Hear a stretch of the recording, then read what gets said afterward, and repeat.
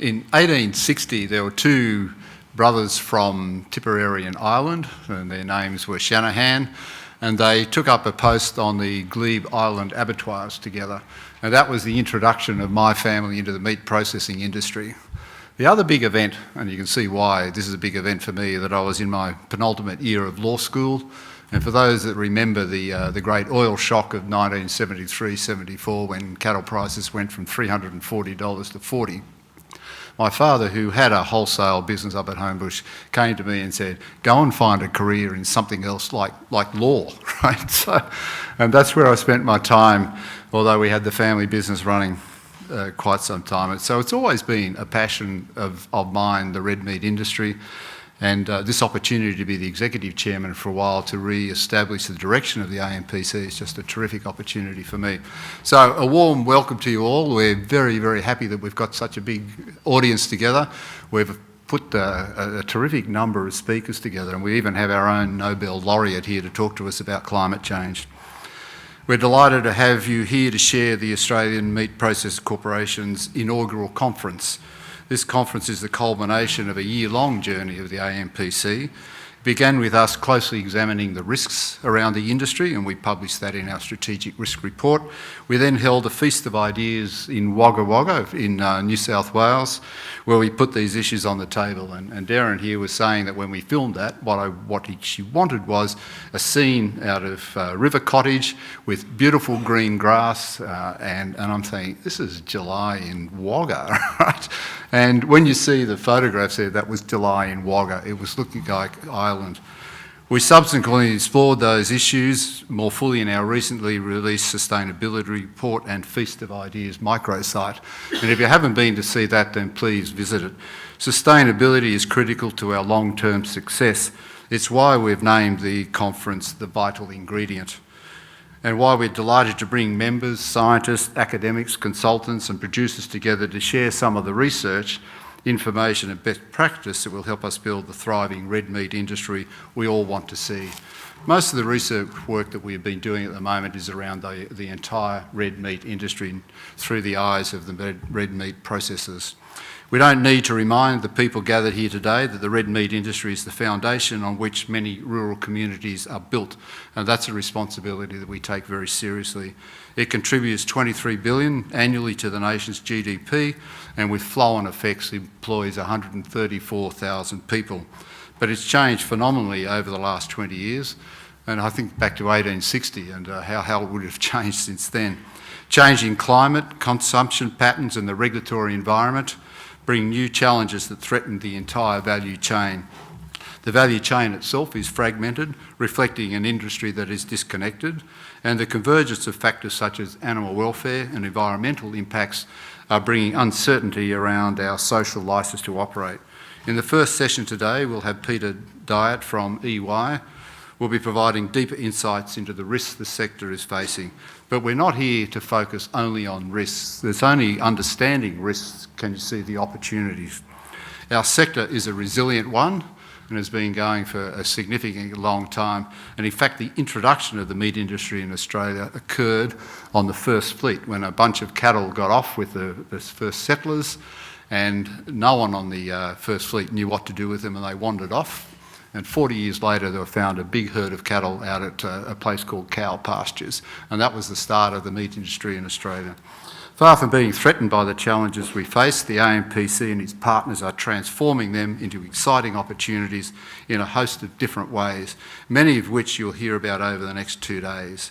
Through innovation and the new technology that's now available, we're exploring the Internet of Things, where everyday objects are connected.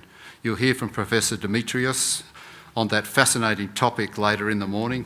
I'd lift your surname now, Demetrius, because it's such a long Greek name. Anyway, we're looking at robotic picking and packing and how we can use bovine tissue and blood to boost immune systems.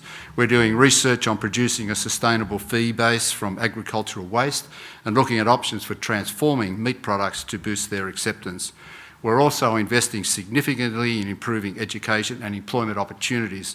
We are delighted that the conference will be hosting the first graduation ceremony for the Graduate Certificate of Agribusiness. We'll have that graduation ceremony tonight. This is a postgraduate vocational qualification developed specifically for senior members of the agri-food industries. And you'll hear over time that we'll be doing a lot more work in the meat science area with the major institutions, university institutions. AMPC is truly honoured that we have been able to attract such an excellent lineup of national and international speakers. Over the next 2 days, again, you'll be hearing from experts such as Professor Ted Schroeder. Did we find Professor? He was lost this morning, on whose work in livestock marketing and price analysis provide information and direction for the livestock industry. You'll hear from Ireland's Declan Troy, who sits on numerous national and international committees formulating research priorities in food science. From our own Nobel Peace Prize winner, Professor Mark Howden, whose work looks at how climate impacts agriculture and food security. And my view is that climate change is a big sleeper for this industry. To further spice up proceedings, we have celebrity chefs Alistair McLeod and Janelle Bloom, who will be entertaining you with their live cook-up. The healthy dialogue we will have over the next 2 days won't only happen within the conference venue. AMPC recognises the importance of social media as getting our message out to the world. Last month, we commissioned research that found that online discussion surrounding red meat processing in Australia is dominated by polarising views of the live export trade. Onshore processing takes a back seat in the debate, and our industry overall is often painted as not transparent enough. Given the potential consequences of poor reputation management, we have adopted a social media strategy which now sees us on platforms like Twitter, Facebook and LinkedIn.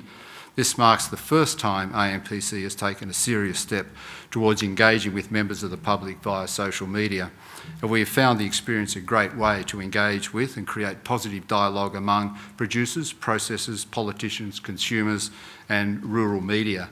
In just 1 month, and this is from a standing start, we have had over 13,000 tweet impressions and 4,300 impressions on LinkedIn. But the incredible figure is that on Facebook, with our Feast of Ideas video, we have reached over 25,000 people in the short time they have been with us live. We have received predominantly positive comments throughout this time, and the positive comments become because of a willingness to discuss issues which are difficult. What's more, by sharing key points from the Feast of Ideas report on social media, we've been able to control the conversation around the challenges that we face. This platform is clearly one that engages audience, and the AMPC believes it will be used to promote our industry as open and transparent. We'll be live streaming our cooking demonstration on Facebook just to set some standards, and I encourage everyone here to like our Facebook page, follow us on LinkedIn and Twitter. Remember to use the hashtags The Vital Ingredient and AMPC 2016 when you tweet, to comment on proceedings on your own feeds throughout the next 2 days. We have arranged free Wi-Fi access so that you can surf the net, and the password was up here. I hope when you leave the conference you will have had a few of your long-held beliefs challenged, that you will be excited and inspired by what you have heard so that you can work on the vital ingredient that you yourself have identified for the long-term sustainability of your business and our industry.